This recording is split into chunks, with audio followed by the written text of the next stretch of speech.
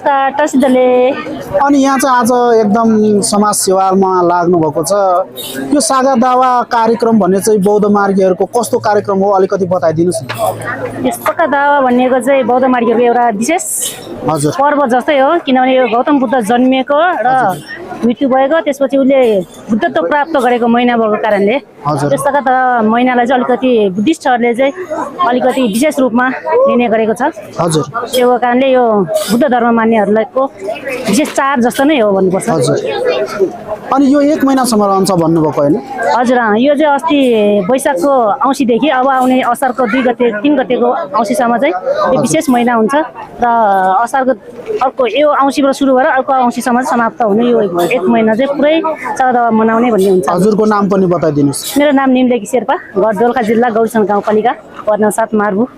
धेरै धेरै धन्यवाद। धन्यवाद।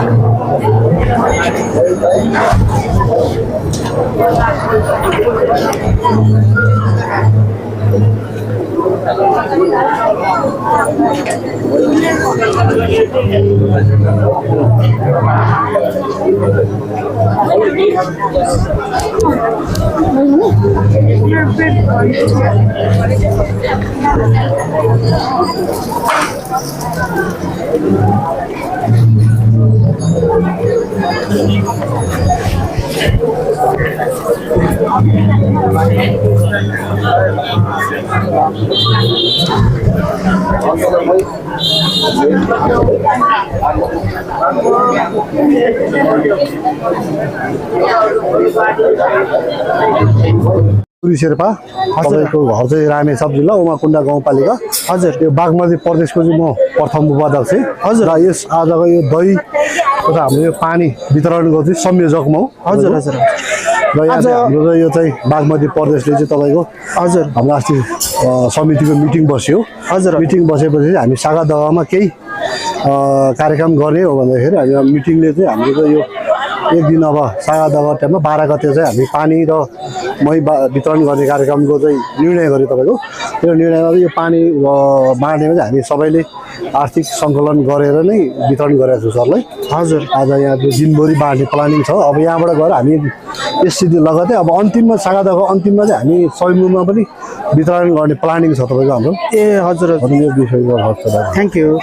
बागमती शेर्पा सङ्घ यो बागमती प्रदेश शेर्पा सङ्घद्वारा हजुर आयोजित यहाँ फेरि सहयोगीको लागि हजुर मार्मिङ महिला समूह पनि उपस्थित हुनुहुन्छ।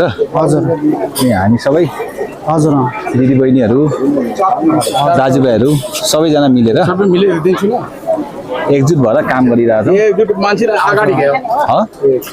अनि यो सागा दावा कार्यक्रम भनेको चाहिँ कस्तो हो अलिकति बताइदिनुहोस्। विशेष त यो चाहिँ के अरे बुद्धिस्टहरूको हजुर 1 महिनासम्म चलिरहने हो। हजुर अस्ति औँसीबाट सुरु भएर हजुर 1 महिनासम्म फेरि अर्को औँसीमा हजुर समाप्त हुन्छ। हजुर त्यो सुरुको औँसीदेखि अन्तिम औँसीसम्म हामीले बौद्ध त्यहाँ त्यसपछि स्वयम्भू जहाँ जहाँ बुद्धिस्ट एउटा टेम्पलहरू छ हजुर त्यहाँलाई फोकस गरेर हामीले चाहिँ यो कोरा गर्नेहरूलाई त्यसपछि यो अशक्तहरूलाई असहायहरूलाई हामीले सहयोग गर्ने र उहाँहरूको जीवनयापनको लागि हामीले चाहिँ आर्थिक रूपमा र अनि त्यसपछि सकेको सहयोग हामीले गर्दै आएको छौँ यो समाजले। अनि त्यसमा हामी कन्टिन्यू नै दिइरहन्छौँ। कति सकिन्छ फेरि आफ्नै काम पनि अब छ काम आफ्नै काम पनि ध्यान दिनु पर्यो अनि यहाँ उपस्थित अब सबैले आफ्नो ठाउँबाट सहयोग गरिरहनु भएको छ धन्यवाद। हजुर म साङ्गे शेर्पा, मेरो घर चाहिँ दोलाखा। म चाहिँ नेपाल शेर्पा सङ्घ बागमती प्रदेशको चाहिँ दोस्रो कार्य समितिको चाहिँ अध्यक्ष छु। अनि आज यहाँ समाज सेवामा पनि निकै तल्लीन हुनुहुन्छ होइन? हजुर यो अब विशेष गरेर यो बौद्ध धर्मावलम्बीहरूले चाहिँ वर्षमा एकपटक यो सागा दावा हजुर भनेर यो पर्व मनाउँछ। यो पर्व चाहिँ तपाईँको यो अलि वर्षमा एकपटक मात्रै हुने भएर खास गरेर यो औँसीदेखि पूर्णेसम्म अथवा चाहिँ 1 महिना पनि मनाउने हुन्छ। अलि विशेष चाहिँ 15 दिन हुन्छ। त्यसो हुँदाखेरि 15 दिनको पनि आज चाहिँ अलिक महत्त्व दिन हो। आज चाहिँ विशेष गरी यो गुरु रिम्पोछे जो गुरुपद्म सम्भव छ उहाँको चाहिँ जन्मदिन तुजिङ पनि भन्छौँ। हजुर हो त्यसो हुँदा उहाँको जन्मदिनको अवसरमा चाहिँ अब धेरै श्रद्धालु भक्तजनहरू चाहिँ यसै गरेर यो बौद्ध स्वयम्भू र लगायत चाहिँ यो धेरै धार्मिक स्थलहरूमा चाहिँ परिक्रमण गर्ने मानी झप्ने धर्म गर्ने हजुर कार्यक्रम हुन्छ र त्यो कार्यक्रमलाई चाहिँ कार्यक्रममा जो भक्तालु हुनुहुन्छ जो श्रद्धालु हुनुहुन्छ उहाँहरू चाहिँ अब घाममा अब भोकै तिर्खै हुनुहुन्छ। त्यसो हुँदाखेरि थोरै भए पनि हामीले पनि यो शेर्पा सङ्घ बागमती प्रदेशले पनि थोरै पनि पुण्य प्राप्त गर्नु उद्देश्यका साथ चाहिँ श्रद्धालु भक्तजनलाई अलिकति मही पानी र जुस बाँड्ने कार्यक्रम हामीले आज